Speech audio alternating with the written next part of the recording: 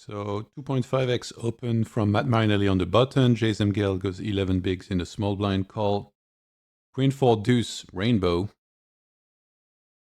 You see that's really big. You see that's what? 1700 into 2300s. Like I always say this, but like for me, my super simplified strategy is like 33% c-bet, like no matter what, in the 3-bet pot. Obviously, it's wrong and inefficient, and on some board you need to do way more. But here I'm surprised because it's rainbow, and there is just a queen on there. Is this meant to put pressure on a lot of hands already, like middling pairs, or what's the point of this? Yeah, so let's say, for example, you bet 1/3. You don't really make a lot of hands indifferent. So, for example, pocket eights is a quite easy decision. I think this bet put quite a lot of pressure on a hand like pocket sevens, maybe specifically. And let's say, for example, this is also the street where you get a lot of value, right? I would personally bet half pot. I wouldn't go as big as 3/4.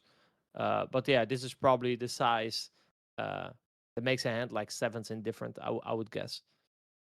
And I don't know how high of a c-bet frequency he's going to use because he probably doesn't have fours and deuces. So maybe also like, okay, I'm not going to c-bet my whole range. So I'll bet 3/4 instead.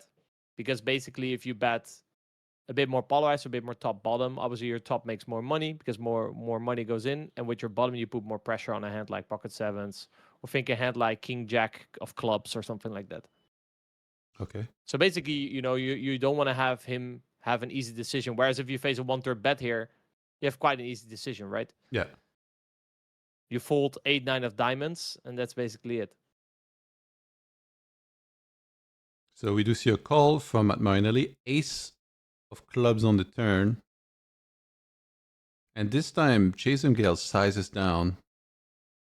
It's because, like, of all the hands that he c-bets this big, will there be less aces? Or I guess this is about, like, how they both hit potentially that turn, right? The sizing. It's again about making your opponent indifferent, or how I like to always call it. You're trying to give your opponent a tough decision, right? That's, I think, the translation in practice. Yeah. If you bet very big here, again, like his continuing strategy is quite simple. Oh, I continue with queen x of clubs. I continue with my ace. I continue with fives, 4-5, and that's it, right? You hit your defense frequency. Whereas now, for his 1/3, he has to dig way deeper, right? So again, he's trying to make now a hand like pocket nines indifferent. Like pocket nines now has a tough spot because it's like, oh, the price is so cheap. I cannot just always fold it. So again, he's choosing a sizing scheme that makes it hard for his opponent, or that makes it uncomfortable for a lot of hands in his opponent, so he doesn't have just easy decisions, right? Yeah. And on top of that, so it goes both ways. So it has something to do with your opponent's range and also with the range that you want to bet. So on the flop, like I said, probably it's not betting range for this sizing. Could be wrong, but I don't think so. On a 4-2, like I said, when the sets are in the favor of ILuvAvrilLavigne, he also has quite a lot of queen x himself. Queen I boards are usually pretty good for the imposition caller.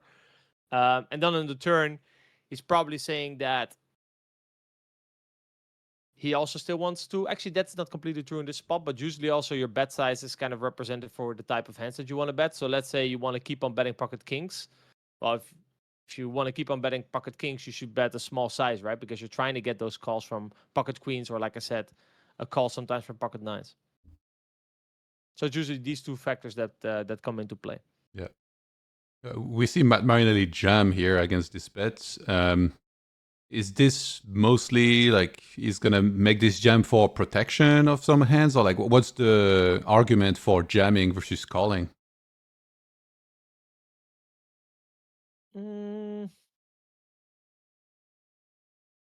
Yeah, so usually protection does play a role. So let's say, for example, let's say the turn was a king instead of an ace. So you have king 4. I think that makes a lot of sense to jam. Because then you can get protection from a hand like ace jack or ace 5, hands that have quite a lot of equity. On this turn, there's obviously less protection needed. So if you think about the draws, the draw would be a hand like king jack maybe. That only has 4 outs. Whereas, like I said, if it was 4 deuce queen king, and you have king 4, and he has ace jack, he has the 4 outs to the straight, but also the 3 outs to the ace. So protection is a bit more important. A bit more important. you could say from terms of like protection, maybe not getting any action killers that could play a role. So let's say Jasamgale turned an ace with like ace 5. That's a pretty decent hand right now. I'm not too sure what the jamming strategy would look like here, because like I said, protection is less of a thing. So then, and Jasamgale's probably already allowed to bet a lot. So I personally don't really see a lot of reason to build a raising range. But hey, obviously, ILuvAvrilLavigne is a way better player than I am. So I can see like some bluffs here. Like for example, 4-5 makes a lot of sense if you're ILuvAvrilLavigne. That I think makes a lot of sense. So I mean, it can be bad. Like to have it's okay to have a jamming range on the turn. Yeah, how about like a combo draw? 4 and 4-5 makes a lot of sense. You probably don't really want to bet ace queen. You probably don't want to raise ace queen. Sorry. Because then I guess you block a bit more of the calls. Let's say he has a hand like king queen of clubs that he's not betting, or queen jack of clubs. You can obviously stack that. Yeah, imagine if he has like a 6-5 of clubs, or king queen of clubs, queen jack of clubs. Would he rather call as opposed to jam? No, yeah. So you're never you're gonna jam like either a bluff or value here. So let's say, like I said, the bluff probably the prime candidate is 4-5 suited, and then your value, like I think this is also the prime candidate, like ace 4. I guess more fours is probably, I would say, the best candidate, because then you unblock the ace, so he has more ace x that you can get value from. Yeah. Whereas if you have an ace yourself, like I said, if you have ace queen, that would probably be the best example. You block a lot of the hands that you're trying to get value from when raising. So usually in the case where you block all the hands that you get value from, your value should come from a different part of it in his range. So for example, the bluffs in that case, right? Because they're more present in his range because you block all the value. So therefore, I would say intuitively, fours makes more sense to jam than ace 4. Okay. And so we see a call, and it's ace 4 suited versus ace 10 suited. I feel like, again, my personal super simplified strategy is like, if somebody bets small on the flop with a 4 here, I would call. But against a very big bet, calling with second pair? Is that like a must-do thing because of, how good these guys are and how much, Jasamgale is going to be betting in this spot? And like in this case, we see literally has ace-10 of hearts. So while he has a backdoor flush draw, he quite literally has no pair and is behind the pair of 4s of Matt Marinelli. So which hand would you rather have, 9s or 4? Against a specific bet, you mean, or? No, you said like, oh, he bet big on the flop if you only have a 4. Would you rather have a 4 or pocket 9s? Against a big bet, neither. I hate both.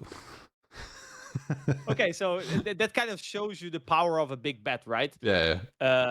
Because you're being put in a tough spot. Yeah. Whereas if you just face a 1/3, you're not being put in a tough spot. So it kind of already shows kind of the power of the big bet that Jasam used.